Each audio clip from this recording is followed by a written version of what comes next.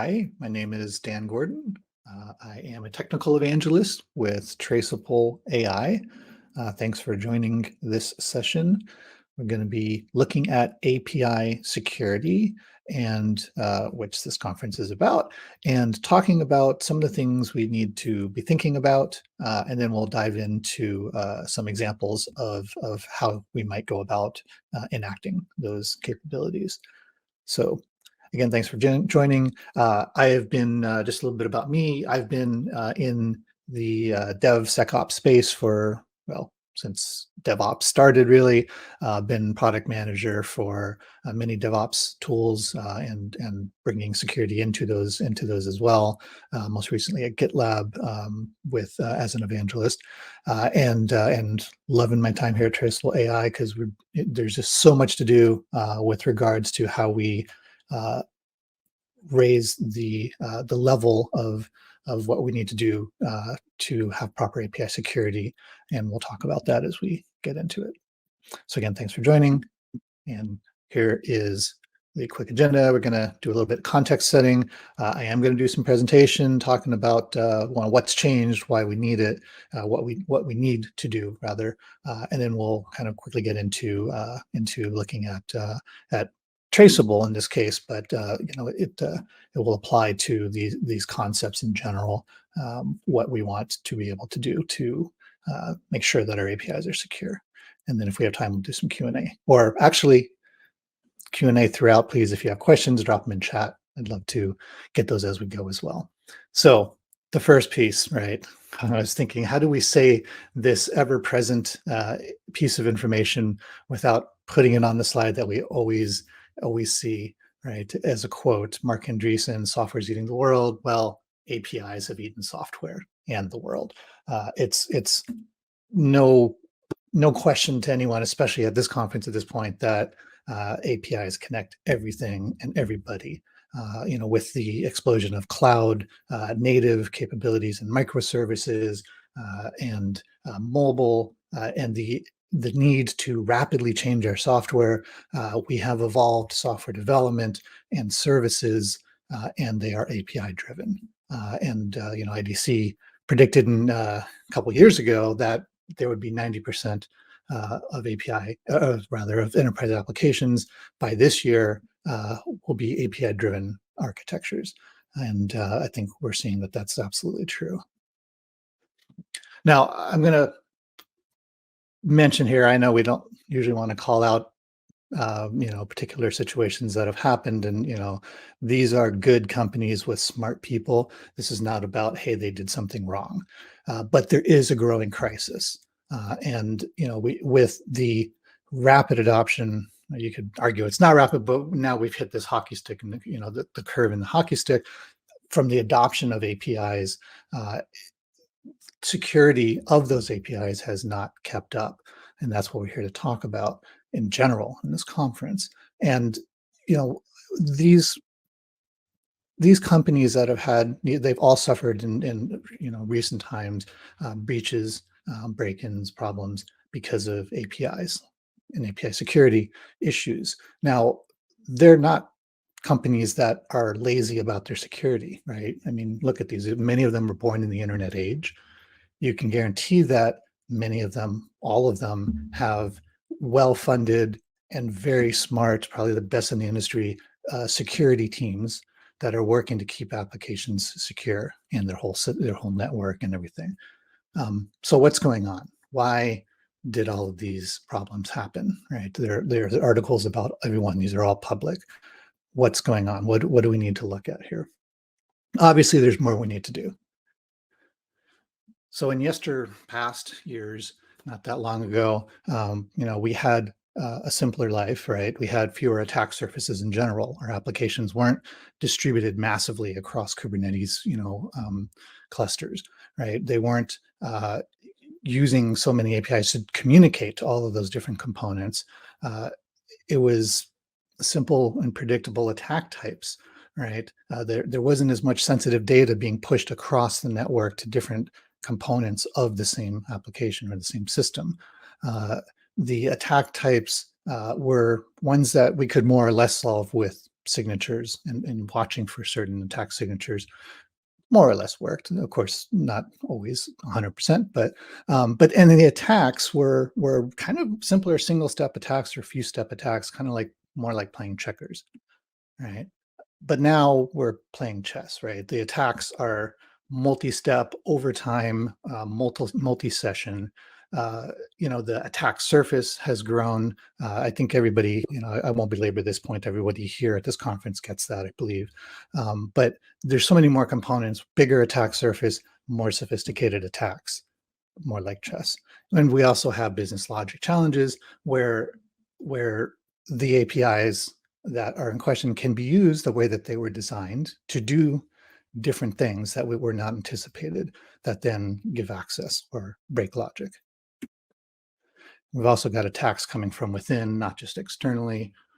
We always have, but the numbers have gone up. So do a quick example. And I'll speed through this because I think most folks here get that. Ebola attack, right? This is the object authorization and attack. This is number one on the API top 10. In this particular situation, and this was from a real situation, names have been removed to protect the innocent. An attacker might make a query to a referral API to join a referral in a referral program to become a new driver. This is a rideshare company. They get the user ID back from the system. The expectation is that their client will then go back with that user ID to the back end and request the necessary information to sign the consent form. And the system will then return that user object with the information that's necessary for the client to display. An attack in this situation could be as simple as the attacker sending back a different user ID and the system not doing that check and not knowing that that's not the user on the other end that should have access. And so sending the object of a different user to the attacker. Couple of things here. Actually, there's several things, right? They're enumerating user IDs, or there's different ways they could find out the user IDs. Maybe it's listed in the application, or they got it, as they did a ride, or there's different ways that they can find it. There might be some lists out there. But the key here is, right, this was broken object level authorization. The system did not check that the user requesting this data object had the actual authorization to see it. They were an authenticated user, but they weren't authorized. Now, this is also compounded by the fact that actually this worked because of excessive data exposure, another of the OWASP API top 10, which says, hey, I'm going to, with JSON and many of our tools and our languages, it's very simple and it's made convenient to the developer to send back the whole object, right? And let the client pull out the things that it doesn't need and display the things that it does need. Well, that's excessive data exposure because the client was a rogue client and it got all the records, the person identifiable information, the tokens, and was able to do a full account takeover. So different level, I mean, if you think about this from a web attack perspective, something like a WAF that's watching the traffic go by, looking for certain patterns, right? 5, 6, 7, 8, 9 is a correct pattern, but we need to understand the application, right? And you could say, yeah, well, we could just do a check that says the requesting user is asking for that same ID. But what about admin users or delegate users, right? So we need to understand the application context and the intent more.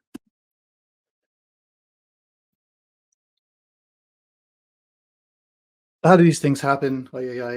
People are crazy, or hey, these don't happen, right? Well, we know they do happen. These kinds of security flaws. How do they get introduced?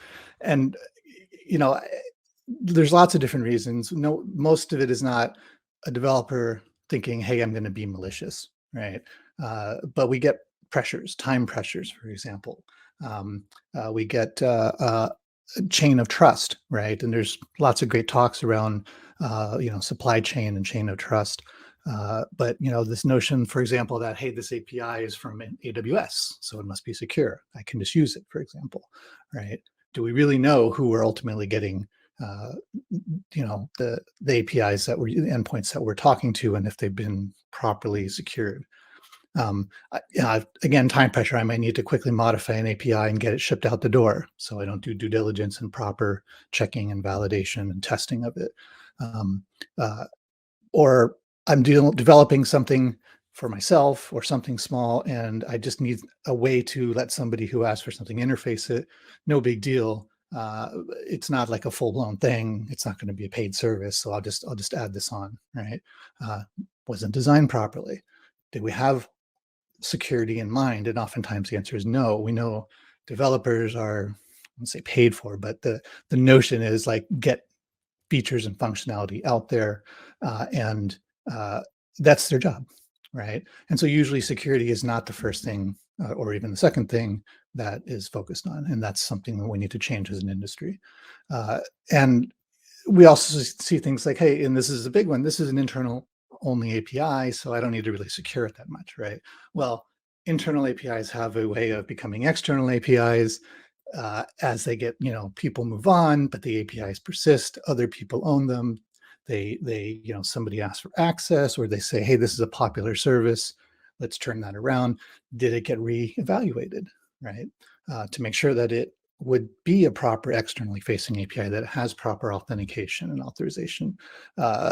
Another way that happens is like, hey, it's sitting internal, being used by internal systems, but we need to let that partner have access, right?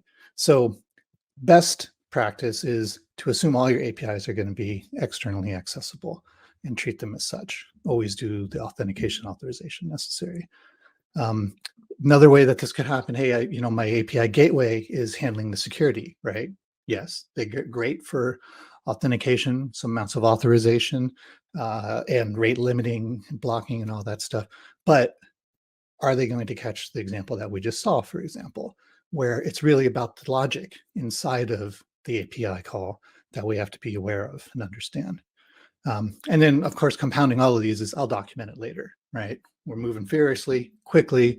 Nobody wants to do documentation, but it's critical. It's important. And when it gets out of sync and we don't have good documentation, then we get things like shadow APIs, rogue APIs, just information that's acted on that's not accurate.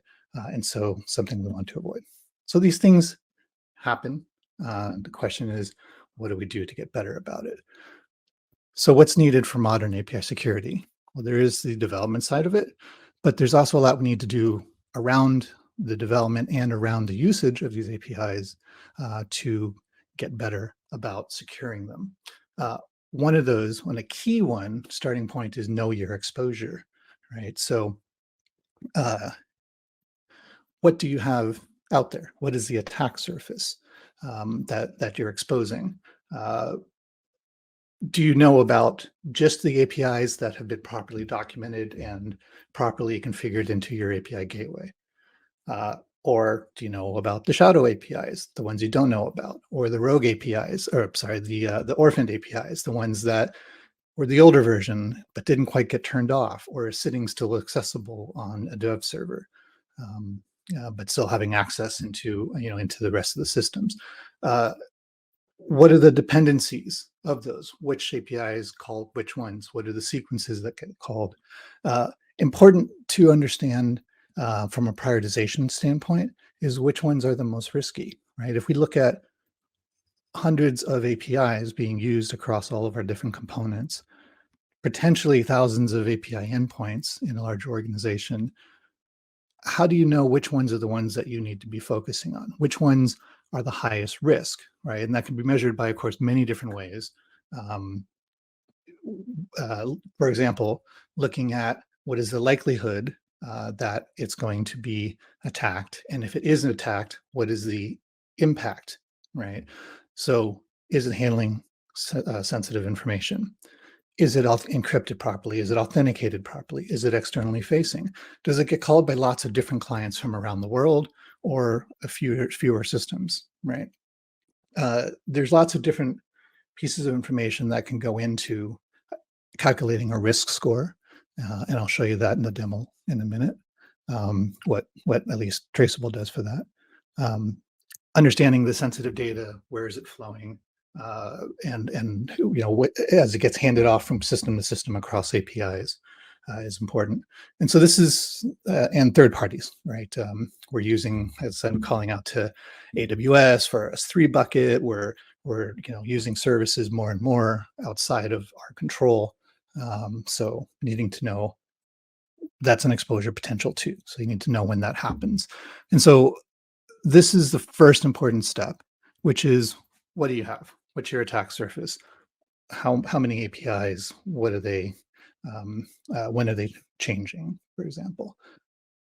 The second thing, there we go, that we need to be thinking about is, how do we actually protect at the API level? We have many organizations, pretty much all at this point, tools in place like WAFs and firewalls of other sorts, and RASPs, and potentially, and they're designed to look at the web level of communication and attacks. They don't really understand APIs, and so, but you need those because an attacker is going to use whatever is the weakest point. So get in through through an SQLI. Okay, sure. They don't care if it's an API or not, attack or not. So to prevent, we need to be holistic. We need to be able to understand, detect, see the context of, and detect and block OWASP web top 10 and OWASP API top 10 vulnerabilities, and all the other ones too, right? Those are just the top 10. The business logic attacks that I talked about, right? Being able to do more now with the APIs, because they're so powerful and have direct access to the data, being able to manipulate those, or sets of those, and vulnerabilities in sets of those, in ways that aren't expected, or even just being able to use them in ways that aren't expected to, for example, get data at large scale when that wasn't expected, is an example.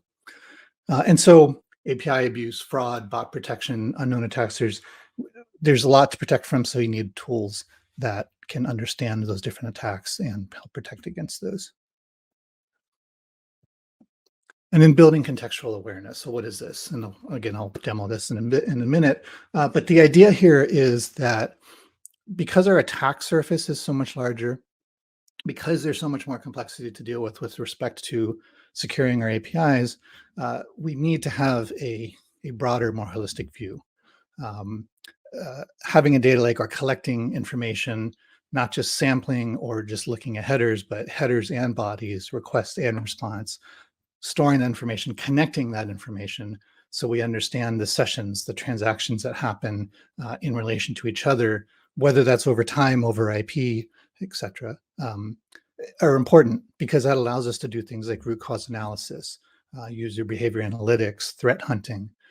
And so in this new world, I think in order to be able to really look at, for example, somebody did a BOLA attack, and during a session, what else did they do? What else did they access, right? Can you still step back from that and see what else happened during that session? Did they get access to personally identifiable information, right? So we need to be able to dig in and see that, that as well. Troubleshooting across many distributed systems and correlating the data is a challenge that we need to get better at. And then developing secure APIs, of course, because we want to secure from the beginning. It's always best if we can. So being part of that practice, and we all hear about shifting left and how do we do it? We want to get as far left as we can. We can help with ideas of API best practices. For example, if you have if you're sending outbound as a response PII data, then you should be doing it over an encrypted and authenticated connection, right? But there may also be company policies, and those are important to be able to measure our APIs and their behaviors against as well. Being able to identify vulnerabilities in both in static, but also in live traffic, so that we can cycle that back in, identify it, and make sure that development is aware of it, help them prioritize it, and within like the importance of those vulnerabilities, and then get those into the dev cycle to get fixed. Um, uh, that includes other testing as well, not just looking for vulnerabilities, but also doing security testing with the information we have. Like, for example, replaying production traffic, because APIs are more challenging to do security testing on, because there might be a sequence of 10 attacks or 10 APIs that I manipulate to get to the point of attack, right? What's the kill chain look like? Can we recreate that kill chain to do a test properly? And all of this, of course, needs to be integrated to the test, to the CI/CD pipeline, so that we can do these tests as early as possible. So lots of things there that we can do and should do. So what does why the contextual awareness? I was talking about this earlier, and just in general, I think the analogy I like is, we're looking for more complex, deeply hidden problems, and those are harder to find if you're only examining externally, if you can only see the edge of what's happening. Our colonial doctor here, right, is not as likely to figure out the deep tissue problem or the issue, as well as the modern day doctor that has an MRI and can actually literally see inside and how the different pieces are connected. So what does that look like from an application perspective? We need that full application context. That means understanding the users, right? Understanding who they are, what they're using, being able to track them, even if they change their IP address, change their session cookie, change their token of different sorts. Who are our users, and what is the activity across our application landscape that they're doing, and then we can figure out whether or not it's malicious or what their intent is overall. Roles and permissions, of course, are part of that. In that earlier example, right, an admin might be able to request an ID that is not theirs. API activity, what are the calls from the edge to the internal? What's the sequence of those calls? How does the data flow? This is a very important one, because data is the crown jewels, right? Ultimately, what we're trying to do is protect our data, right? Our customers' data. And so where does the data go? Which calls handle it? Which APIs handle it? What are they doing with it? What does the transitions look like for that data? Is it, when is it moved between internal services versus external services? So what is the data flow? And the code execution, what do those parameters look like? What data are we expecting in and out? Is it sensitive information? Is it being are those parameters being used properly, right? Putting in in different characters than we usually have, maybe a signal of a signal of problem. What's the request response data look like in the body, in the headers, and error and latency as well is the signal that we want to take into account, because those can be indicative of security problems as well, not just performance issues. So the collection of those gives us a lot of information that we need to then put into a machine learning platform, because this is a lot of data. In order to find the patterns and understand and learn the behavior that derives from all of this data, to baseline, we need something that is not just humans looking at lists and lists and trying to correlate things. And so the outcome of that is that we can get to a point where we take that data, munge it around, and then from that understand the behavior of the APIs, the code, the users, the data. What are the risk postures? Which users do we trust based on their previous activity, or do we not trust based on their previous activity? So all of this information gives us the full application context, and with that, we can do all sorts of protections. For example, ATO protection, unknown attack detection. We can also do threat hunting, forensics, etc. So, all right. So let's actually look at this in action, and I'm going to try a switch here, and hopefully this works cleanly. Let me see. Okay, good.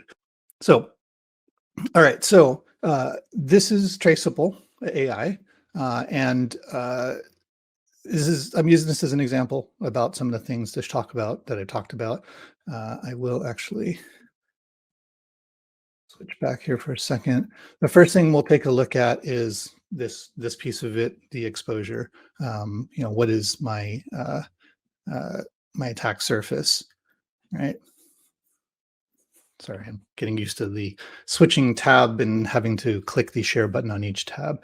Okay, so we do have, this is an overview.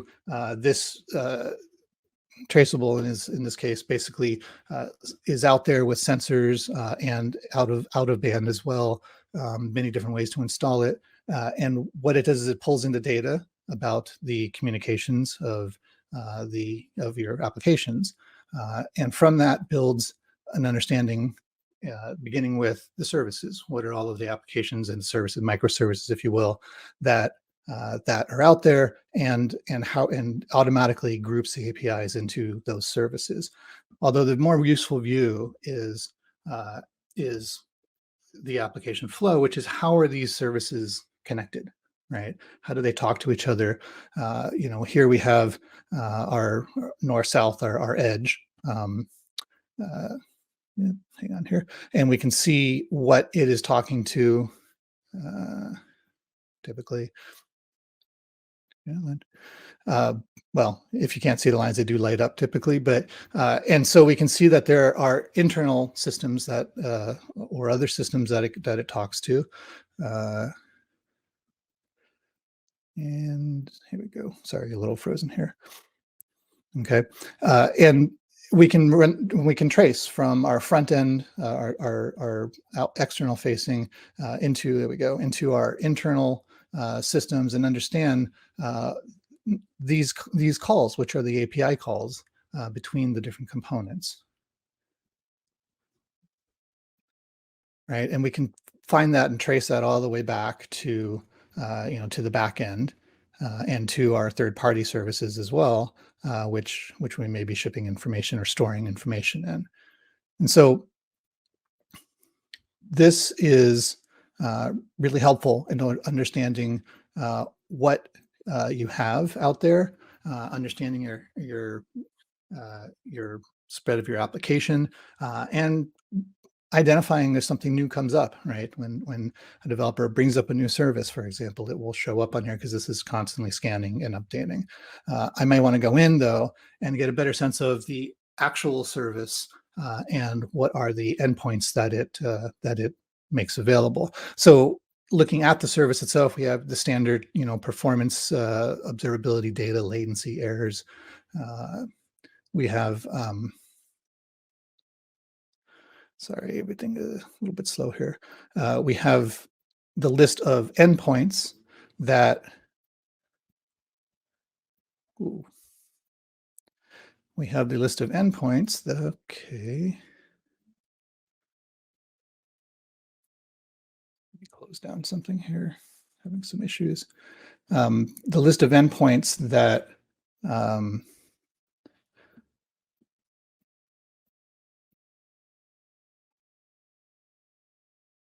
sorry, that service actually contains. And this is a part of your API inventory. Over here, just plain old API endpoints lists all of the endpoints, all of the API endpoints that are part of your application landscape. And that allows you to do things like search through all of them, or to look at the risk scores associated with those. So here, for example, in our Nginx Trace Shop app, which is our demo app, I can see that the different API endpoints, and that there's a six level risk according to our scoring methodology on this endpoint. So we'll dig into it in a minute on what that means. I also have access to all of the events, the security events that this endpoint, or that this rather a service has been part of, as well as the metrics, as we mentioned before. But let's dive in a little bit deeper. Let's take a look at this particular endpoint, because it's rated kind of high on the risk level. Not terrible, but high enough that I probably want to pay some attention to it. And I can see more data. I can see that there's this risk score is based on likelihood and impact, and who's using it, and very importantly, this is essentially what we consider as the API DNA, and it's open API spec in the background that's reverse engineered and generated from the traffic, and you can put this out as an API open API spec as well, and so that gives you all of the parameters. You can see what has sensitive data. You can get a sense for more details about those parameters and what they kind of data they usually have and what kind of data they are. And then as well, you can ask it to show you what has sensitive data and what types. And then we'll pop over here to the risk score. So how did we get a risk score of 6? And so here's the breakdown, and this is customizable. Each organization may have different ideas about what is a high risk and a low risk, but several things, and this tells me what I need to be concerned about with this API endpoint. For example, it's got an exploitable surface. It is popular. If I look at the impact, it's marked as critical. It lacks encryption, and potential impact is loss of confidentiality. So this data tells me, that this is something that I need to pay some attention to. Again, if we saw that that was part of a larger set, but this lets me of endpoint data and risk data, that lets me zero in and prioritize what we need to be focused on. So for example, here's all of the endpoints in the system, and we can see we have a few high ones as well that we'd want to pay attention to. So understanding from the high level, your services, all the way down to the details of each endpoint and its usage patterns is the first point here, which is knowing your exposure. Next piece of this is protection. How do you protect? And for that, we'll pop back to our tool here. Now, if I'm an incident responder, if I'm on, in SecOps, if I'm at the SOC, if I'm responsible for an application, for, if I'm in product security, trying to make sure that we're covering things, I'm probably going to spend a lot of time in the events area. In many products, you'll get an alert and it'll point you to an event. You can click on that event and you'll come here and you'll see the events that are happening. So this is a list of the current events that are happening live. I can filter down. So for example, I might look for, events that are just cross-site scripting events. If I have a particular focus on that, I might be looking for Ebola attacks, right? These are all of my Ebola attacks. And this is the list of events that I could go to and filter through. These are grouped. And here we see, okay, for example, there's quite a few from hacker at dark web, this particular threat actor. So I can go take a deeper look at that. Now, to understand, I can look at the event and understand the event on its own, but I can also look at all of the events that this particular threat actor has been causing. Now, this is something worth pointing out. What we do is collect, we create basically a state engine and track all of the activity across this particular threat actor. Doesn't matter if they change their IPs, or their session IDs, their tokens, their cookies.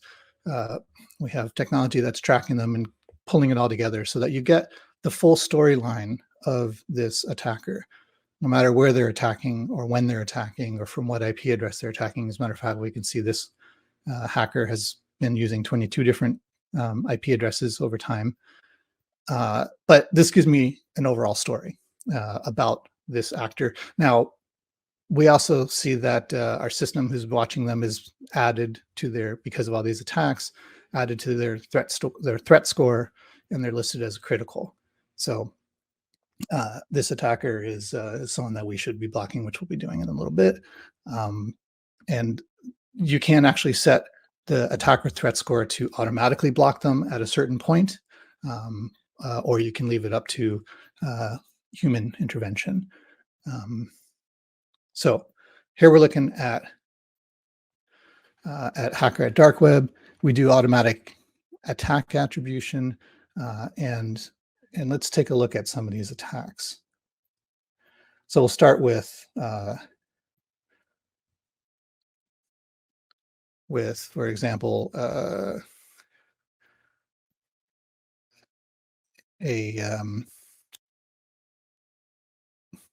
cross-site scripting, since we called that out.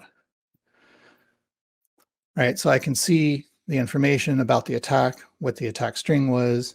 I have access to all of the headers, the requests, the response, and the bodies of those, so I can find the information of concern. This one's pretty straightforward, but I might also want to look at other attacks that I've done to validate. For example, the authorization bypass, which is Ebola. As that pulls up. So here's the Ebola attack. I can see here that that they're enumerating through order IDs that they're not supposed to have access to. So from the protection perspective, I'm going to say, okay, I've seen enough. I have an actor who, I came in from one event. That threat actor has shown that they've done a lot of attacks. We've identified them as critical. I can go ahead and block. And I'm going to, so I can go ahead and block that individual by going down. I can do many things. I can suspend them temporarily. I can let them go. I can block them. Now, this block, as I mentioned, if I confirmed it, is over the IPs, and as they add IPs and do anything. So I'm not blocking all these IPs. I'm blocking this user from these IPs or any IP that they come up with. And so everyone else will be fine because we're bringing all that information together to be very surgical in how we are, how we're handling the situation. Now, let me just check my time here and check if there's any questions in chat. And please do feel free to ask questions. Happy to have a conversation. And okay, so here we are back at the user that we have blocked, and that's great. So that's protection. We can identify issues and take action on them either automatically or with human intervention. So the next piece is contextual awareness. Why do we need all of this? If we think about the MRI doctor, if we think about the expanse of, whoops, I am not showing the right screen. We'll simply just, again, we're looking at this third aspect, and what we'll do for this is take a look at that Ebola again. Let's go down and find one of those Ebola attacks. We'll randomly pick this one. And so I pointed out how we can see kind of what they're doing here, that they're enumerating through order IDs that they don't have access to, or they're not supposed to have access to. So that was flagged. And the real question here is, okay, so we saw this attack and we either took action or identified it. But the question now is, did they get access to personally identifiable information or sensitive data that they shouldn't have? So over here, we can see that we also have is the API call flow. This is the kill chain. This is the set of APIs that were called, endpoints that were called on the way to the attack point. And so this gives me a sense of the services that are involved in the attack. And I can go to the fingerprint over here at the attack point and get deeper data. So this one, I want to go do deep level of forensics and analysis. Now I can see everything that was involved during the attack session. These are all the calls that were involved, and this allows you to identify where do you need to, where's the weakness in the business logic, right? This allows me to go back to my developers and show them these are all the services on the way to the attack, and put it to them, right? What makes sense from a perspective of where do we need to put the logic in to add the protection so that this doesn't happen again. Now, again, we're still looking at, did my attacker get sensitive data? So we've identified, okay, we've gotten closer to where we need to actually do some remediation.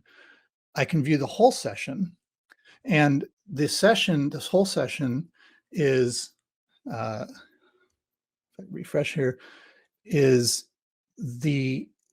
all of the calls involved, all of the API endpoints involved during the session that this attacker was attacking us. So if we look at and also the services that those, of course, that those endpoints are part of. So this lets me see broader now, right? I came in at a particular attack point. I'm actually broadening my search now to understand more about what happened in the peripheral. And I can do a simple search, for example, here to see if they got access to sensitive data. It looks like the answer is yes, they did. I can look into that in particular and find, with the request body and the response body, for example, so I can see that they got some social security information, some phone number information. And so now I can have, because I have this information, I can have a targeted remediation. I don't have to go out to everyone and say, someone got in, we don't know who they got, we know now. So I can have targeted remediation. I can notify those individuals from that perspective, and then also, of course, do the fix to try and avoid this happening again. So the value of contextual awareness and being able to understand and see around the attack as well. And then that brings us to the last piece, which is the developing secure APIs in the first place. And we are, I did it again. I didn't switch. So again, just we're on that last piece, developing secure APIs, and so for that, we, as an example, being able to see the vulnerabilities. There are lots of great tools that can look for vulnerabilities, known vulnerabilities in static code, and there's testing that can be done, IAST and DAST testing, and also watching for vulnerabilities in runtime, right, as things are flying by. And so here we have a dashboard of the vulnerabilities that we've caught in runtime that we can then connect back to the endpoints, the code, and get resolved. I can see that there's different vulnerability types, so we can see the set of those, and I can look deeper in, for example, and see, okay, I have Nginx trace shop here, and lack of encryption is one of the vulnerabilities. We have some information and mitigation information to help security and developers, know what they need to be looking at and considering doing. I can see if there is sensitive data on these, if they're not authenticated properly.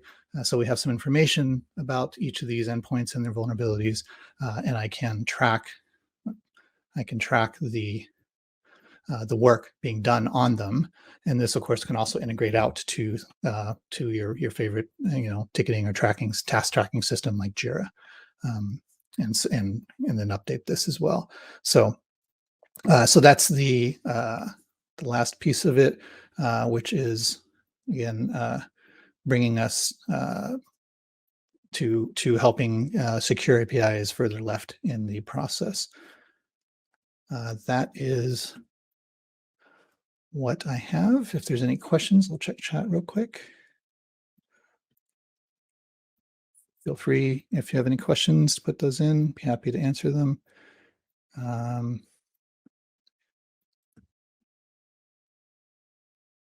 And with that, then I will thank you for your time. I hope that that you've seen something or heard something useful, and that you're having a great show, great conference, and getting lots of valuable information out of this. This is a tide that we need to lift all of our boats with. So we need to do far more, bring more visibility and action to helping everyone understand and securing their APIs. So again, thank you and for attending, and we look forward to hearing from you.